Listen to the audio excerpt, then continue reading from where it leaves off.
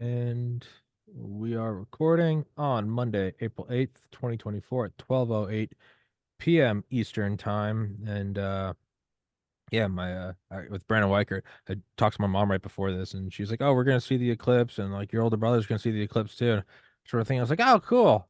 And then I was like, I don't give a shit. So Yeah. just yeah, so the future date, if people are, this is the eclipse day, I just realized I'm like, yeah, it's I don't know, it gets a little darker, whatever. That has Right. nothing to do with the show today. Brandon Weichert's been on here a million times before. I think the last time you're on here with Lee Slusher. Your books, of which I can't remember all of them, but I know that they're all in the description. I only got one of them right, Biohacked. I can see it right now.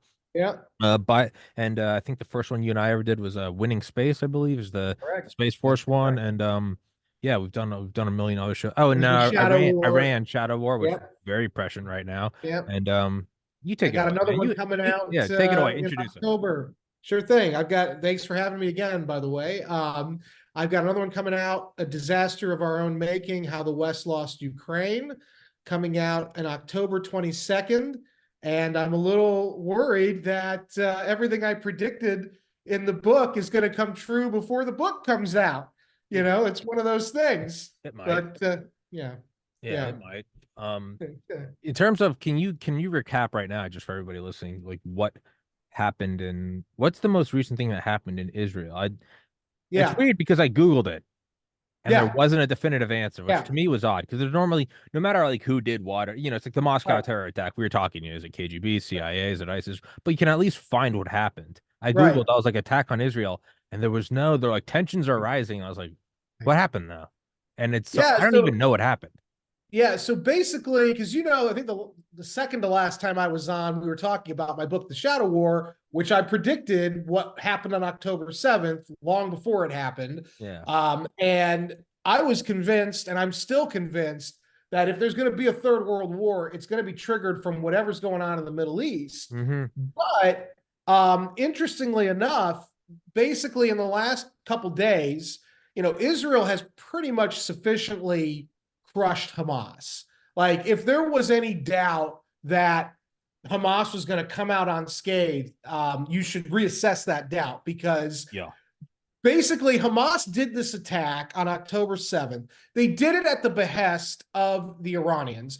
Why did they do it? Because 3 weeks before October 7th, Netanyahu went to the UN, held up a picture of a map called the New Middle East, and it was documenting how Israel was quietly aligning its security interests with Saudi Arabia.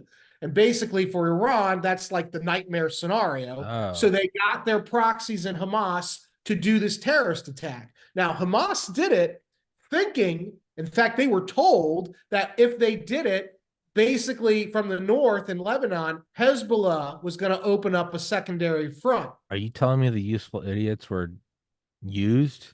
Yeah, yeah. And so basically, when you had me on back then, this is what I was seeing. And I was assuming, okay, this is the plan they're going to execute. Well, basically, Hezbollah got cold feet. And they launched a little bit of those rockets. They did some incursions, but it was not what Hamas was promised. Furthermore, Hamas actually, Israel intelligence has since really gotten a hold of the battle plan from October 7th. Hamas was supposed to go much farther north. And the only reason they didn't is because a large chunk of those fighters got distracted and they saw all the pretty girls at that music festival, and they basically spent all their time terrorizing those poor people at that music festival in the South, when they were supposed to basically kind of do a hit and run at that festival and keep going to the north and mass to the north. That didn't happen. And so Hezbollah got cold feet because they were like, Hamas is not going to be able to do this. And then we're going to bear the brunt of Israeli and American wrath. And then to the east, you were supposed to have Bashar al-Assad's Syrian Arab army initiate another front against Israel. But at the last minute, Russia, Vladimir Putin, got on the phone and said, don't do it. Because, of course, since 2012, 2013, Russia has been the primary military benefactor Mm-hmm. for Assad and Syria. Iran was banking on Assad, which is also an ally of Iran, his Syria is.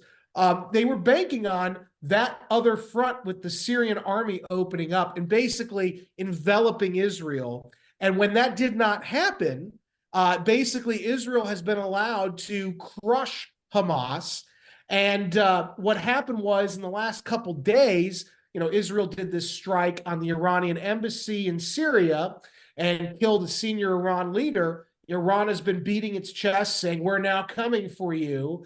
But actually, what it turned out was Iran called Joe Biden about a day or two ago and said, please help us.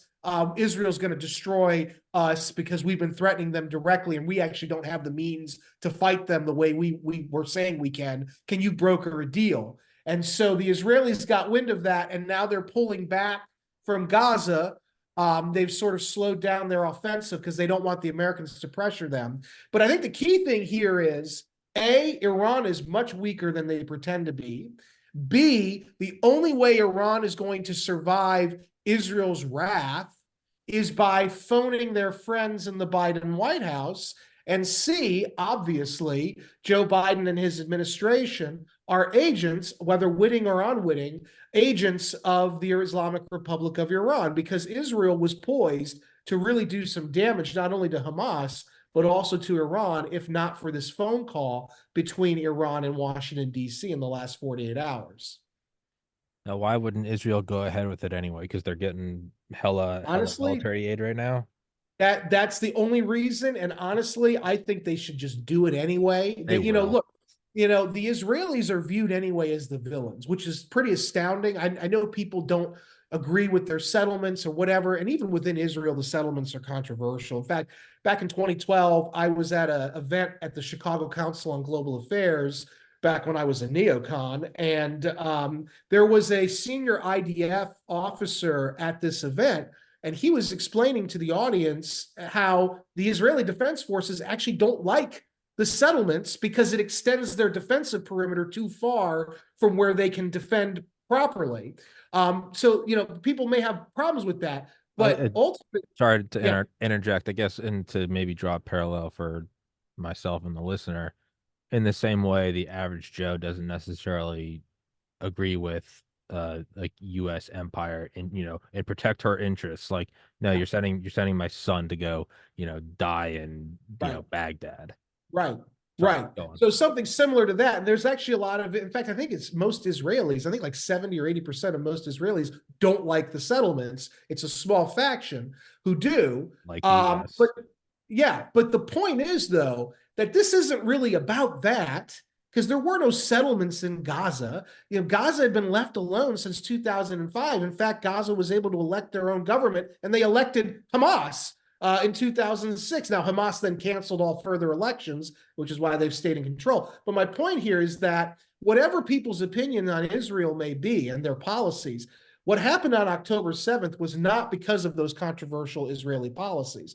What happened was basically Iran wanted their proxies in Hamas to hit Israel because Israel was getting too close to Saudi Arabia, which is a religious and geopolitical enemy of Iran. And the last thing they could have is Israel and Saudi Arabia working together. And since Israel has now militarily hit Gaza, to go after Hamas, they've obviously killed civilians in the process, which has then alienated the Saudi Arabian population, which means Saudi Arabia's government can't be seen getting too close to Israel because they're killing Arabs in the Gaza Strip.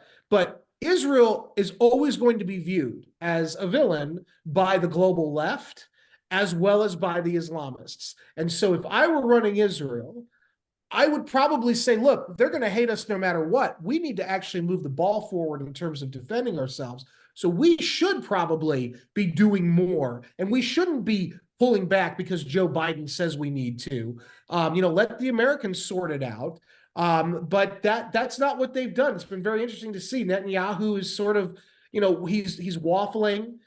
He's also under a lot of pressure at home. He's being blamed for this attack. I actually don't think his intel services briefed him because Mossad apparently had some prior awareness of this pending October 7th attack, and Netanyahu wasn't told, I don't think. and which is why they did not prepare adequately. And as you know, since 2021, the Israeli intelligence apparatus, their deep state in Israel, has been as heavily against Netanyahu's return to power as the American deep state has been opposed to the Trump return to power. And in fact, you're seeing a lot of coordination between the Israeli intelligence services and our intelligence services in trying to prevent and stymie Netanyahu from being considered a successful prime minister because there's so much opposition to him. So there's a lot of internal politics going on here. And that really doesn't make sense, though, why Netanyahu has pulled back. Because any way you look at it, he's going to be blamed. Israel's going to be viewed as the villain by the world press. And so if it were me, I would say just protect your interests. And protecting your interests means hitting Iran, hitting Hamas, and hitting Hezbollah, and not letting them off the hook, even though the Americans are saying to let them off the hook. Could just, might just be a manifestation of we're seeing that he's not really in charge, or that there's a, like a passive deep state to where, and it might not even be anything new. It's like, I think Trump, in many of the same ways, like COVID with, the CDC, it's appalling. And then you start to realize you're like, oh, wait, no, we're just seeing it for the first time. It's been there. So I always say this: first time I ever got caught drinking, I was like 17. My dad had to come pick me up at like 2 a.m. And I tried to, tell him it was the first time I drank. Oh, really? Really? This is the first time it happens. I happen to catch you. Very, very coincidental, right? I'm not sure if that's the case. So, does Netanyahu want to keep going? And if you're in power and your generals aren't listening to you, the last thing you're going to do is come out and say the generals aren't listening to me. That makes you look pretty impotent, right? Yeah. Well, I mean, I think it's a known fact that his political career is over now because of what happened. October 7th. So he might be trying to figure out how he can still stay in power. But honestly, I've spoken to many Israelis, even people who are pro Netanyahu, and they all sort of agree that no matter what Netanyahu does, he's out of power after this next election. So then is he a sacrificial lamb? Does the entrenched power structure in Israel want to remove Gaza? Do you let something like this happen? Whether it's coordinated or whether there's a stand down order, do you let it happen and then you use him as the go in, bulldoze him, and then say, he's a warmonger? Right. And that seems to be what's going on. And to be fair, like I said at the beginning, Hamas is losing. And that's because Hamas was anticipating getting assistance from all these different groups, and that assistance never really materialized. So now that's given the IDF what it needs to kind of go in and do cut down Hamas to size. The issue, though, is the internal politics in Israel are very dicey right now. They were dicey before October 7th. I know Netanyahu and Trump have had a falling out, but in many respects, Netanyahu is very similar to Trump in terms of the way they hate him in Israel, his controversy as a political public figure. And so the bureaucracy in Israel is very similar to the American bureaucracy. They have a lot of similar people running the show there in terms of they're all kind of liberal, they're all to the left, they don't like right-wing populism. And so Netanyahu has similar enemies to Trump within the Israeli system. And we know that the American so-called deep state, go back to Obama, they hate Netanyahu in particular, but they don't like the Israeli government, notably the Israeli right wing. And so there has, I believe, been a push by our government to align with fellow minds in the Israeli government to push Netanyahu out. And I think that there has been a similar effort against Trump here in this country. And I think you and I may have spoken about this before, but I actually think there is a global conspiracy against all successful right-wing populist leaders, whether it's Netanyahu or Trump or Boris Johnson or Bolsonaro in Brazil, the Colombian right-wing government that has recently been overthrown. I think they may have been responsible for assassinating Shinzo Abe in Japan. Narendra Modi in India is always under pressure. Mohammed bin Salman, he may not be a populist, but he certainly is more of a Trumpian type figure for the Saudi system, and he certainly has been under attack by Biden and the global left since 2018. And so there is definitely and then of course in Europe, all of these right-wing parties are immediately labeled as being pro-Putin and pro-Nazi, which of course they're not. They're just populists. And so there is a general sort of conspiracy, for lack of a better term, to unseat and remove, using any means necessary, these right-wing political leaders in the West. Removing really all nationalists, all Yeah, right, and that tracks, right? I mean, yeah, the people that hate nationalism would also be the ones that are just completely flooding countries with immigrants, right? yep, Not in the normal yep, immigration, but I mean next level tipping point immigration, right? yeah. Invasions. Yeah, So well, Michael Yon has been reporting this. I mean, he's on the ground. I don't know if you're yeah, familiar with yeah, I've Michael had him Yon. on. I've I had him thought you on here. might have. Yeah, Yeah. yeah. Yeah. So Michael Yon's on the ground right now, or he was in the Darien Gap. Mm-hmm. And, he and a couple other guys I follow have been literally showcasing the infrastructure that Yeah, has yeah. been, Oh, yeah. there are these NGOs, and it turns out Alejandro Mayorkas, who is our current Homeland Security chief for Biden, Alejandro Mayorkas, before he went into government, was on the board of one of these Soros-funded NGOs, non-governmental organizations, that was building these little cities to house incoming illegal immigrants in Central America, and then to push them, giving them maps and whatnot and directions to push them into the broken American southwestern border. So now you have this whole years-long infrastructure built up for the easier pushing north of people. So there is definitely, a conspiracy Yeah. afoot. So how is it? What unfolds then in the next year? Because I just did an episode with the guy and we were talking about how it's fought back, and that's all conjecture. So, for my own Yeah. selfish reasons, I don't want to do how to fight because I just did this completely selfish reasons. I just did that. Shut up. Right.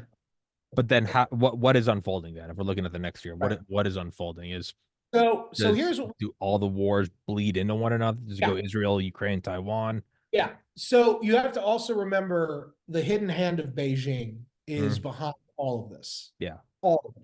I realize I get a lot of flack when I say this to people in DC. I don't really care. People in DC don't know what the hell they're doing. This is why we've been failing for 30 plus years.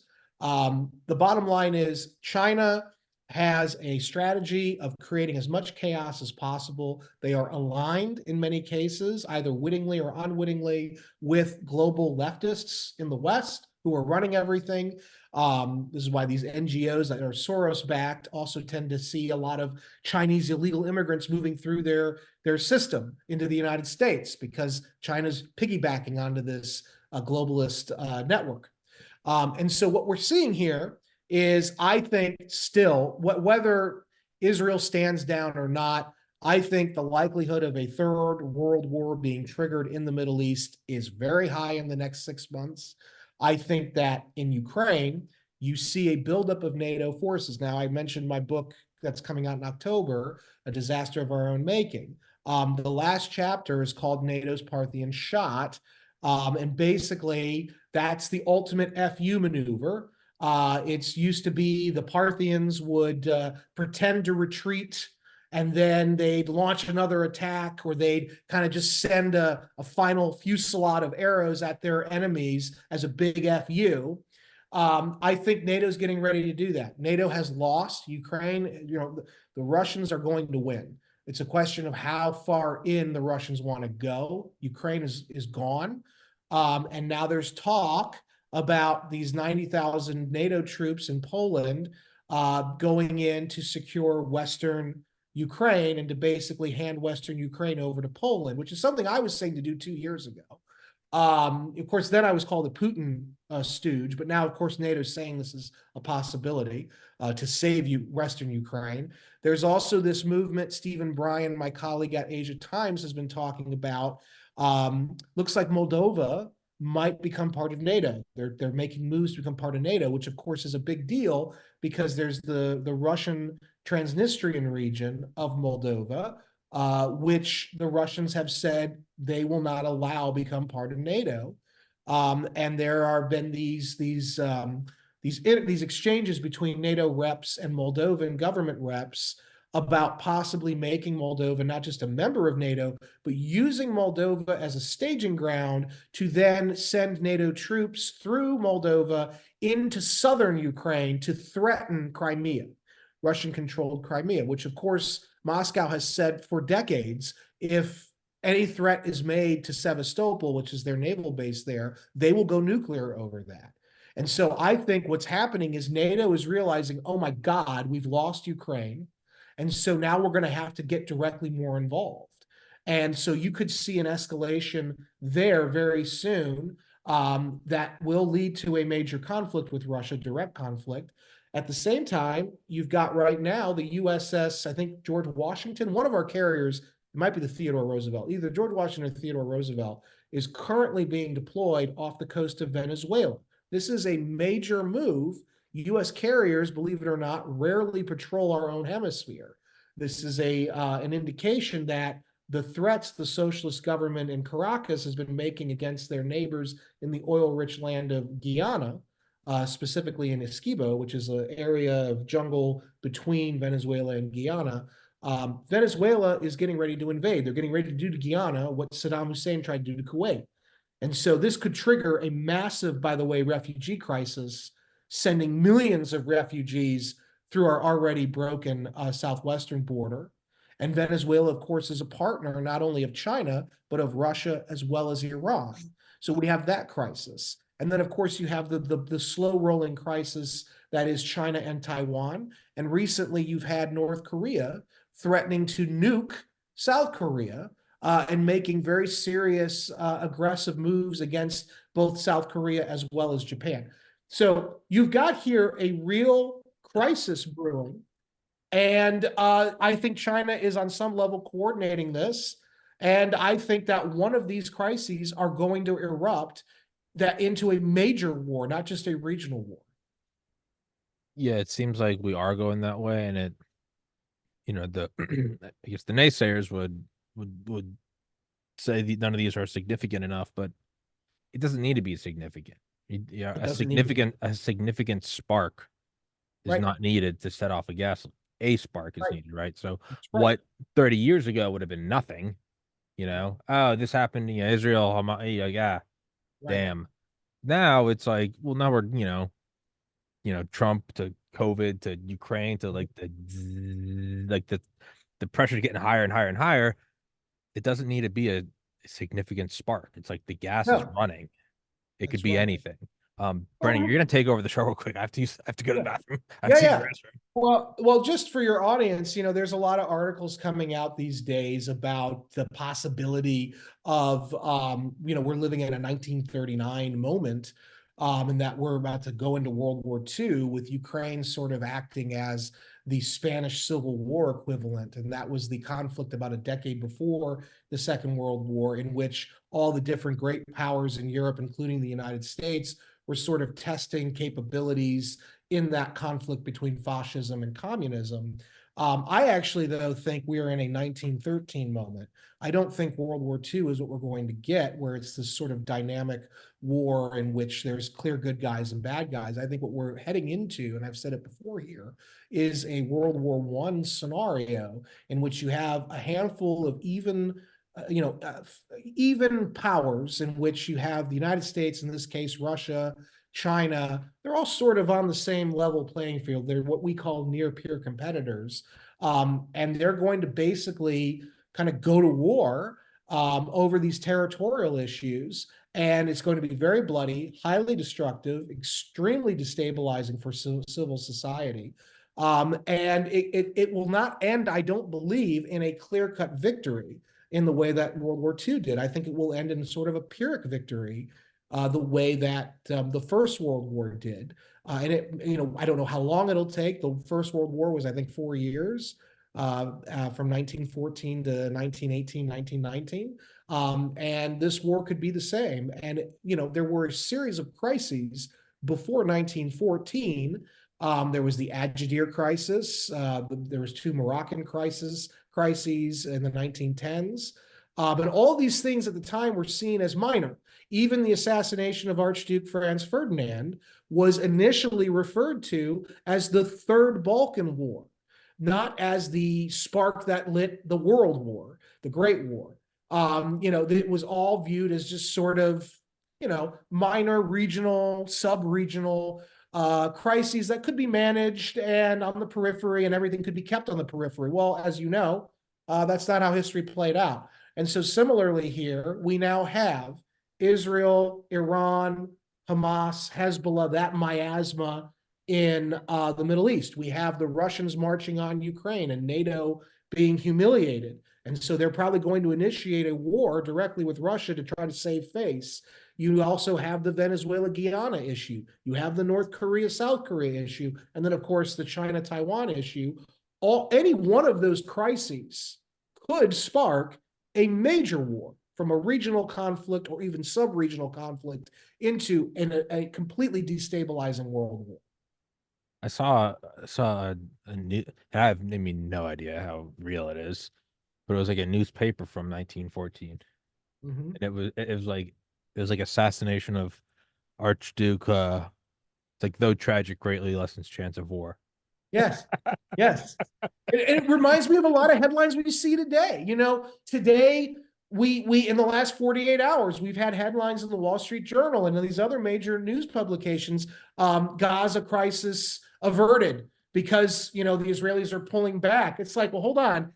That doesn't mean what they think it means. It could just mean Israel's regrouping. It could mean Israel's going to wait till Could mean they're America. pulling their sources back so they can fire a nuke. I mean, Right. we That's don't know right. that. Like, That's right, exactly. And so it's very similar to 1914. I do not believe we are witnessing a World War II scenario. World War II, there, like I said when you were gone, World War II, there were clear villains and that was a heroes. continuation of World War One. It was, Well, it was, and it was a much more dynamic war. There was a war of movement. It was a war of vast distances being crossed in short periods of time with these incredible logistical supply chains supporting it. That's not good. I mean, World War One was static. World War yeah, One was miserable. That's what you're going to see because all the players, primarily Russia, China, America, are relatively even, and they're going to cancel each other out. You're going to have things like degraded electronic environments that will deprive us of all these wonderful yeah, technological accoutrements. And then it's going to become, a meat grinder. yeah. And you can't. They do kind of cancel one another out, either literally through nuclear annihilation or through nuclear deterrence. We Right. we we can't fire at Moscow. They're gonna hit New York, and they're like, we can't hit DC. They're gonna vaporize Beijing. Like, Right. so it does kind of come down to. I think what you're seeing in Ukraine's probably gonna be what it looks like, and it's Agreed. it's. I think there's Agreed. there's like there's a drone shot of a guy on a World War One Vickers Mhm. with a hollow sun on it. And it's like those three things shot from a Right. drone of a Right. World War One water cooled Vickers Right. with like a red dot hollow sun on it. And you're like, this Right. is wild. But This is where we're, yeah. it's because it can't escalate. It can't go that much Well, higher. it could though if Well, you it can, know but it won't because no one wants to fire all the nukes. right. Well, and I would have even said that Iran absolutely does, but the fact that Iran in the 11th hour called their buddies in the Biden White House to beg them to please get Israel to back down indicates to me that I think you might be right, is that even the crazies in Iran ultimately don't want to be the first to hit the button Hmm. because they know it's all over then. Yeah. And so, but what that means though is we've now negated these powerful weapons. We won't use it in a first strike. What that means then is though everyone's going to fight below that threshold, and it's going to get really ugly And really fast. who has the industrial capacity to do that? Exactly. It's China. Exactly. It's not the It's US. China and Russia. We build the Russia. F-22s, the F-35s, the B-2s. We got the sexy stuff. The sexy stuff that won't be used. What you need is Right. numbers, just Right. numbers. Right. And this is another thing, I sent an article to the Wall Street Journal and they didn't want it.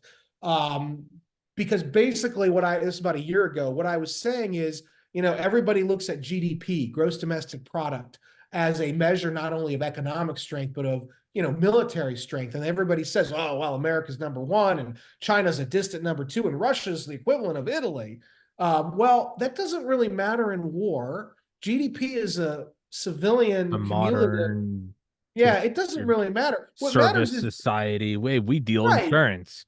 right, Tell me how right. that works on the Western Front. What matters is the defense industrial base. Yeah. And what we know, and what I've been saying for years, long before Ukraine, was America's defense industrial base is garbage. I was going to say a different word, but I'll be polite here. Is garbage. We are no longer the arsenal of democracy. We can't even build enough subs, like 2 a year, to keep up in peacetime. Imagine a wartime where the tempo is much higher and the demand is much greater. We can't do it. So the systems we can deploy at the onset of a war will pretty much be the systems we have throughout the war. Meanwhile, as you know, China does have a defense industrial base that is impressive. China got it, of course, from us. We gave it to them. And now they're laughing, and they've now become the arsenal of autocracy, and it's much bigger than ours. And then the Russians as well have been able to survive. The Russians are out manufacturing the Ukrainians, who are being propped up by the West. The West cannot compete with the Russian manufacturing. And oh, by the way, where the Russian manufacturing system is failing, they're getting inputs from not just China, which makes sense, but they're getting inputs from tiny North Korea, and that's keeping them in the fight. So we all mock North Korea, and I'm guilty of mocking North Korea too. But ultimately, their industrial base is obviously sufficient enough to help the gigantic Russian military stay in their fight against Ukraine and actually get ahead of the Ukrainians, who are backed by us. So there's a problem here. It's the real issue is whose defense industrial base is better, and it ain't ours. Yeah, that's a weird form of deterrence. It's like we don't want it to go hot because China will outproduce us, and they don't want it to go hot too quickly because we might use some crazy, skunkworks black tech. Which I think, as you know, I think we've got a lot of. Yeah, no, yeah, we didn't. Whether it's scalable though. Yeah, but I mean, yeah, also the holy grail of like defense, like Department of Defense conspiracies is UFOs and the energy behind it. We didn't just. That's what I always say is like we didn't just walk that out last summer because of popular demand. Oh well, they freedom requested it. Then something's bubbling behind the scenes that ain't good. It ain't good. Well, yeah. Well, I think we've spoken about this before, but I fundamentally believe, and actually I was talking randomly last night with, I think you've had him on the show before, Ashton Forbes. Yeah, I had. Yeah, I did. Yeah. Yeah. And so we were chatting, and he's of the same mind that I am, that these UFOs are not alien, that they're probably advanced government stuff. Yeah. But what I think is happening is in the conventional tech space, China in particular, if not has caught up to us, has actually leapfrogged us in key areas. So what we're doing now is we're going, oh God, conventional tech will not save us. Now we need to get the ace up the sleeve. We need it might be that. It might be like, we might be reaching into like dusting off the, like, the last president knew about this was Eisenhower kind of thing. Right. Where you're like, right. Like, and I think that's what's going on here. I think that's why you're seeing these. I think that's what they're preparing us for, is when inevitably this technology is revealed, we will have, it will not be shocking. It will be, okay, we've been kind of primed for this. I mean, it's all horrible. It's not interesting. Well, it is very interesting. This is why I write about it and I talk about it, because it's a cool job to have. Yeah.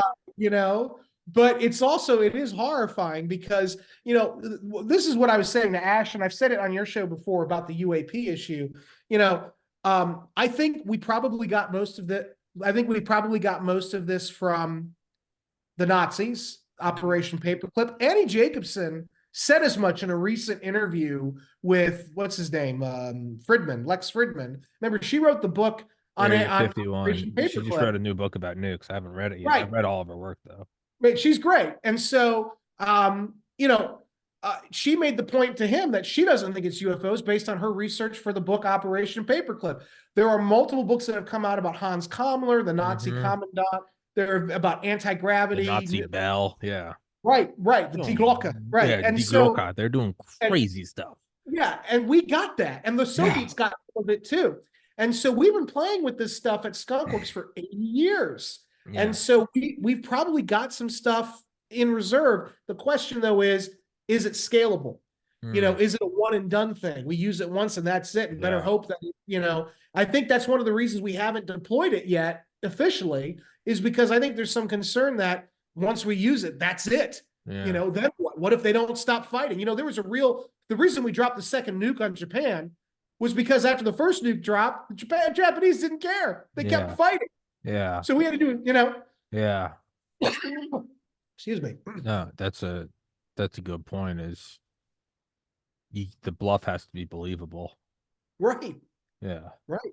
And the thing about the nuke, if you remember, Truman knew after that second bomb, there was a third, fourth, and fifth, I think even a sixth in the offing, but they had not been built yet. Yeah. A So after third we had been dropped built. Yeah. There was a the third. third, okay, that's right. But we did not have a deep arsenal of these things. And Yeah. so he knew after number two, it gets kind of dicey. You What can hold happens if that third one and you can right, bluff, and then they could call out your bluff, and then you throw the third and they go, "Oh, he's not bluffing." In reality, you go, "Oh God, right. So I think a Yeah. lot of the high-tech anti-gravity or whatever they have, I think the reason you But haven't seen it deployed in wars yet, at least not fully, is because that's it. I think, and what happens if the enemy doesn't surrender? The Taliban didn't surrender after 20 years of fighting our high-tech whiz-bang, military. we also didn't ace card them. We didn't, but I don't actually know if a rival like the Taliban would have cared. No, they wouldn't. That's something where there is no fear. You simply have to remove it. If we Because wanted remember, to they're win, we fighting would for have. their God, Yeah, you no, know? no, there is, and to an extent, I guess you have to respect that. That being said, to Right, remove it is just hydrogen bomb it, but you don't really right, get money off of that. I think, right. but what you said about Sherman, that's not nothing. It was. Now we look back at it and we go, that was dicey, but it did end the It greatest did. war ever. So It that's did. not nothing. It's You not nothing, can but I think, you might yeah, look at it and they might go, all right, so we have one precedent before we go, all right, use it twice, have a third one ready. right. But if the fourth isn't ready, it doesn't matter. We'll just declassify that in 100 years. And I think that's what's going to happen here. Oh I think, God. I think if this world war breaks out like I think it is, the Americans with conventional tech, yeah, we can hang in a fight, but we're not going to be able to win the way we did in World War II. The only way you can get unconditional victory for one side over these others is by unveiling some radical new The tech. But power of God type, like yeah, you gotta, yeah, I don't even know what. You have to like make a yeah. city disappear, not even through a nuke. You have to use And some you have to black also hole and make remember, Beijing like vanish. you also have to remember both China and Russia, we people can make fun of them, but China and Russia have their own really advanced They're not technology. cavemen. They're not cavemen. They're not cavemen. They're not the Taliban, Yeah. And so, China in particular, and this is, I think, why you're hearing all these UAP revelations is because somebody or a group of people behind the scenes at the Pentagon is realizing, uh-oh, the Chinese have caught up to us and we can't dazzle them anymore. I mean, aircraft carriers, I've been writing about this at the National Interest for the last 6 months. Aircraft Yeah, no. carriers are basically obsolete They're now. going the way of the battleship. Because of the technological advancements that China in particular has made. Okay. Mm. And so now you apply that to the whole kind of US military power projection capabilities on all domains, and you realize we're going to have some kind of ace in the hole, because if it's a straight up fight, there's not a guarantee that we're going to walk away with a win, which is very scary. Yeah. Yeah, and the next gen stuff, it seems like Ukraine's the testing ground for kind of really fleshing out drone R&D, and it seems like that article I sent you, which I haven't stopped yapping about, the Lavender AI, which I'm hoping to get an Air Force AI guy on. What about Spalding? Spalding, I could try to General get. I doubt he would. I feel like he's much more concrete.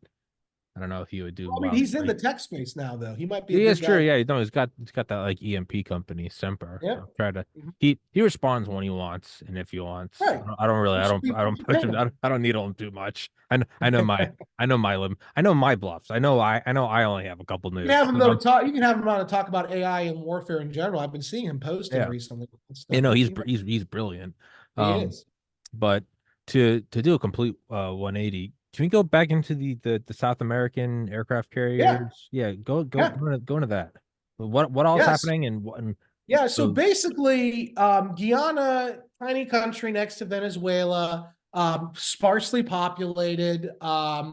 They've got a huge jungle region. I think it's like the size of Rhode Island. That's completely unpopulated, and it's sort of like a no man's land separating the populated parts of Guyana with Venezuela.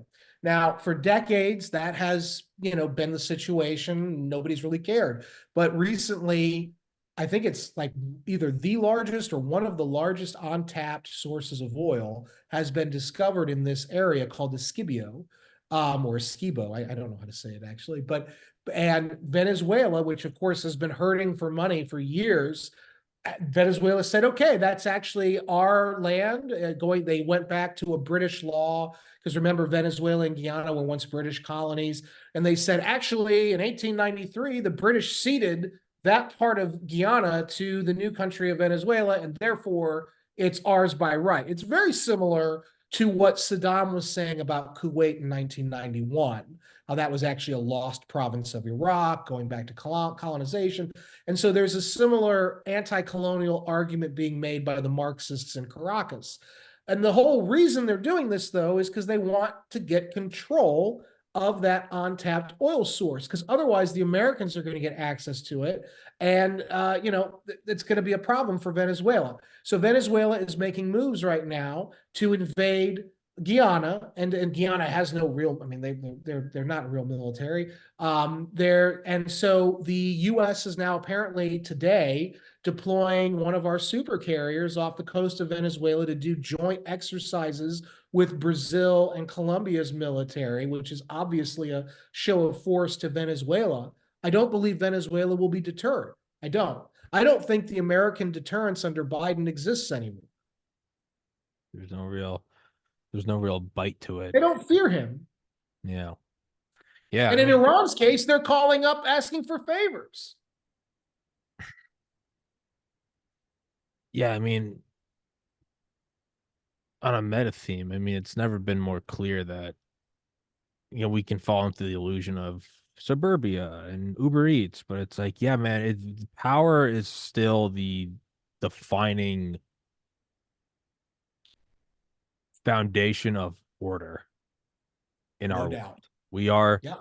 we're Still animals. apes. We have Yeah. we animals. We have sex organs. We require food and water and shelter and nutrition, and we can be destroyed by high speed projectiles. Like power, we're very docile because none of us are going hungry. None one that you and I know are going Right. hungry, and yeah, man, it still is just yeah. I mean, and to a degree, I mean, minus the whole deep state thing, but like you do kind of have to hand it to the Pentagon to a degree. This podcast sponsored by the Pentagon, but you do have to kind of be like, yeah, no, they never bought into the whole hippie thing. They just kept building web. Like maybe that's what we're seeing. Maybe we're just seeing the slight, the slight receding of that mindset and how quickly it's being snapped back Yeah. at. Like maybe the whole world's kind of getting the pucker factor. Like, Well, the oh, Pentagon, I can tell you because I do consulting with the Pentagon. The Pentagon, the people that I speak to at that mid level, I mean, I speak to general officers too, but the people I like talking to are the majors and the colonels because those are kind of the guys that are actually know what's going on. Those guys, for the most part, regardless of what branch they're in, and regardless of what age they are or what their politics are, most of them are of the mindset that I am describing here that we're in deep doo doo strategically, and we could very well lose the next war, hmm, like major war, if we're not careful. So I think people in the Pentagon, regardless of what their politics are, I think they are getting worried because they don't want to lose a war, like a real war, you know? hmm. So then are we bluffing? rolling into a next big war, right? You don't want to come across as weak. So do you bluff that like we're gearing up for the next one by going like Ukraine will not fall, like not another inch, like, or is it Well, delusion? I think there's a lot of delusion in DC. I've always said the D in DC stands for delusion. The C Eh, stands for corruption. It's Washington delusion and corruption. But I do believe what we're seeing in Ukraine. I think NATO is getting ready to attack, or they're getting ready to move troops, at least into Western Ukraine, to stop the coming Russian invasion. Because, and so I think on some level, they want to do that to signal not just to Russia, but to China and any other aggressor that, hey, we've still got it, baby, and we can still do it. The only problem is, I think NATO is a Potemkin force. I don't think without us, it's nothing. And even with us, it's not what it once was. And so I just think this is going to be a disaster of our own making. And I think that the Russians, I think are I think they're about ready to show the world that NATO is a hollow force, and by extension, that will trigger doubts about America's military might in the minds of people like Xi Jinping in China and elsewhere, the same way that the botched Afghan pullout kind of triggered all of this current round of conflict that we're seeing, because they don't think America has staying power anymore. if that's what they're doing in Ukraine, I mean, I don't necessarily, again, in all my military wisdom, I don't necessarily think they're wrong if they're looking at it, and because it's kind of it's a much cheaper way to signal that we quote unquote still have it, right? You don't want to have to go up against China and show that we still have it. You might want to take Right. Ukraine and be like, pony up there, because that's 1/100th of the cost of a war with China. And Unless at that point Russia gets desperate and starts popping nukes off. sure, sure. It seems a little more like a Berlin airlift scenario. Like show that, or That would be the a hope. Korean parallel or whatever. Like it might be that doing a Korea or a Vietnam or a Berlin airlift, those might be the they're shit options, but they're preferable. Oops. That would be the hope. That would be where, but I've said this for over a year, is that my hope is that this ends in a negotiated settlement where we just split the country in half, and that's Mm, fine. I don't know now if Vladimir Putin is open to it. He is galvanizing two additional armies, fresh recruits. He's got his manufacturing sector humming now. His economy is growing, despite the sanctions, and he is convinced that Western intelligence is trying to murder him. And that's not wrong. huh? It's not wrong. I mean, No, he's not wrong, but like actively trying yeah, yeah, to yeah, yeah. really, actively do it, Yeah, not yeah, just yeah. like, Not just yeah, and no, yeah, I got you. yeah, and I think that he's looking, and I think also we do underestimate the increasing role that Eastern Orthodox Christianity now plays in Russian life. Sure, they're Uh, looking at us like we are deep and they literally, Putin we're has literally in mutilating the last, children. Like right. they're not Putin, wrong. no, they're not in that. No, they're not. Putin has literally called us Satanists and pedophiles in a speech last year. That's not Um, that's and he's not not incorrect. It's wrong about that's our not elite. incorrect, man. Not wrong. And so there is a cultural kind of conflict as well now. It wasn't there 2 years ago when the war began. When the war began, it was supposed to be a very limited territorial thing. But now we've escalated so much that I don't know if Putin would be willing. You had me on with Lee Slusher last time, and Lee was talking about the Istanbul conference, the attempt by Ukraine and Russia to get a deal in 2022, 6 months into the war, and ultimately it was scuttled by Boris Johnson and Joe Biden. And at that time, I wasn't there, but I was going to a military base on the West Coast, and they asked me to talk about what was going on with Russia.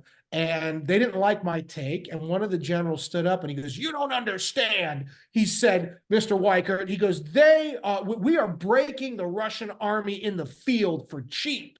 And of course, that's not what's happened, right? The Russians have actually, Edward Lutwak talked about this in his essay, Give War a Chance. He said, war can either totally destroy or can actually be used to create. And what we're seeing, and I'm paraphrasing that, but what we're seeing now is the Russians have actually adapted. Yeah. And so the question is, now that they've adapted, now that they believe this is an existential conflict with the West, it's a spiritual conflict. And Are they just not a war of empire. It's starting to right? they're starting to feel. Are they now going to be like, okay, we'll let NATO have the No, Western? it's this is like the way we compare World War II to like GWAT, where we're like, yeah, back Right, then that everyone was behind it. GWAT people are like, the Dick Cheney used to be the vice president of Halliburton. You're like, shut right, up. Or right, CEO, right. like versus then it's like, no, it's the Japs and the Nazis, like it's them or Right. us. They think we're Huh? Satanists and pedophiles Well, you who know want. what? Maybe we should stop mutilating kids I and agree. celebrating I it if we agree. don't want But them to think that. my point is, if you think your enemy If you think is your enemy is so satanic pedophiles, you're is yeah, going, you're you're not going to be like, okay, let's make a deal. And so this is why then that puts NATO in the position where it's saying, yeah, we're going to have to send the French and we're going to have to send some of the key NATO member militaries, including the US, into Western Ukraine to secure Western Ukraine. Well, why do we think the Russians, given all that's happened within Russia in the last 2 years, why do we think the Russians are going to be content to stop at Eastern Ukraine? yeah, yeah, they're This is not. a holy war, right? I mean, And we're the demons. you know what? And When unlike we're the not exact, Taliban, yeah, these guys have the capabilities. we're not exactly, we're not exactly presenting a convincing argument that it's not, No, you know. And I'm not, obviously, I'm as American as the day is long. right. They're not wrong when we're championing pedophiles Yeah. and what it is Epstein Island and all that. Yeah. exactly. You're not doing, yeah, you're not doing anybody any favors by And at showing. that point, that sets us up in a position where now we have no choice but to throw all of our cards on the table, have nothing in reserve, and use these ace in the hole technologies, which we don't really want to do because No. that's it.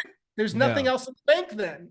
And if Yeah. that doesn't work, and by the way, Russia has similar technology. China, anything that we stored on a server in the Pentagon They've got. Yeah. pilfered, right? And reverse engineered. So, like, Russia also probably, and China definitely, has their own ace in the hole stuff. So if we push too hard, if we push back too hard, what's to stop them then from escalating? And then what? What happens when we go through all of our arsenals?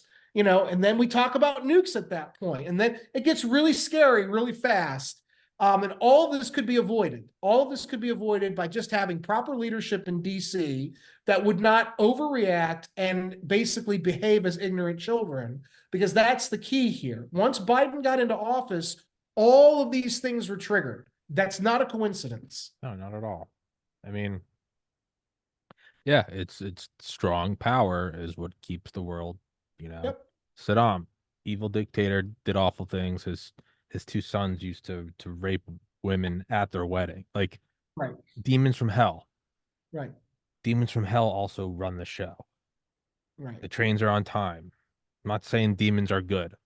I'm saying Right. there's good, there's good leadership, there's demons. There is something worse. It's something that falls apart under the demons, Right. right? You're hitting the Right. hornet's nest and going, why are they all coming for me? It's like, yeah, I didn't like that there was a hornet's nest, but they were all in one spot and they were there and we were here Right. and now it's everywhere, right? So now you got to get out the flamethrower. Right. I don't know, man. Ugh. November can't come soon enough. Ugh. I really hope that we have an above board election, because if we don't, and who knows, it's not pretty. A Biden second term is the end of America as you and I grew up in it. That America is gone forever. There is no bringing it back. And whatever comes next, if we're lucky, it'll be just another socialized European type state. If we're not lucky, we're talking about like Mad Max, type, insanity.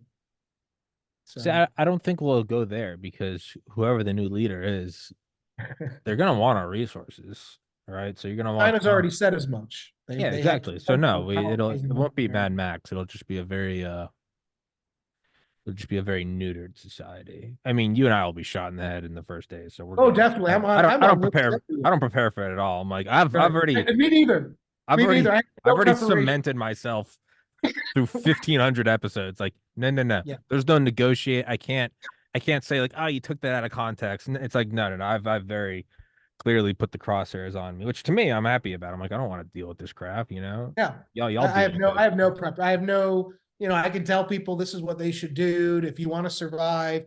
But for me, I told my wife the other day, they're going to come, they're going to take me. Hopefully they don't take my family, but they're going to take me for sure. Yeah, And that's just the way it goes. my conscience is clear. I regret nothing.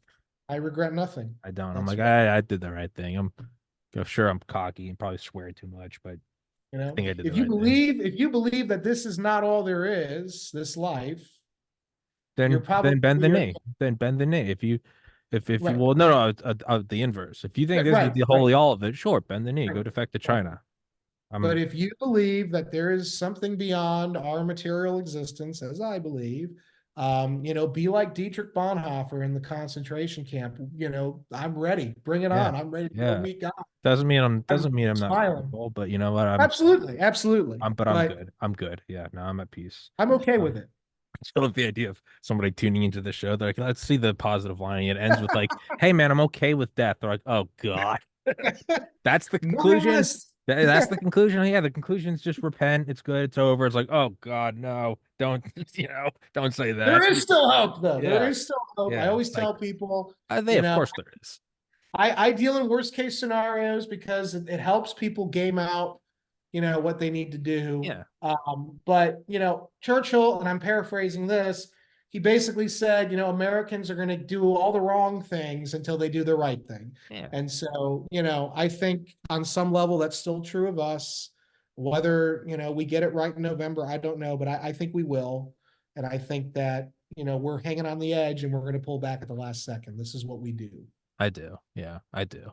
Um, but yeah, let's wrap this one up. All right. Mr. Brennan Weichert, all your books are in the description. Your new book's coming out in the fall. Yeah, October, and then also you can find me now almost exclusively. I am a national security reporter at the National Interest. Beautiful. All that stuff is in the description. Dude, thank you so much. I'll text you Thank after you, show, man. man. Yeah, always a pleasure Do catching it up, again. man. Yeah, All do right, it brother. again. All Take right. care. Guys, thank you so much for watching. God bless.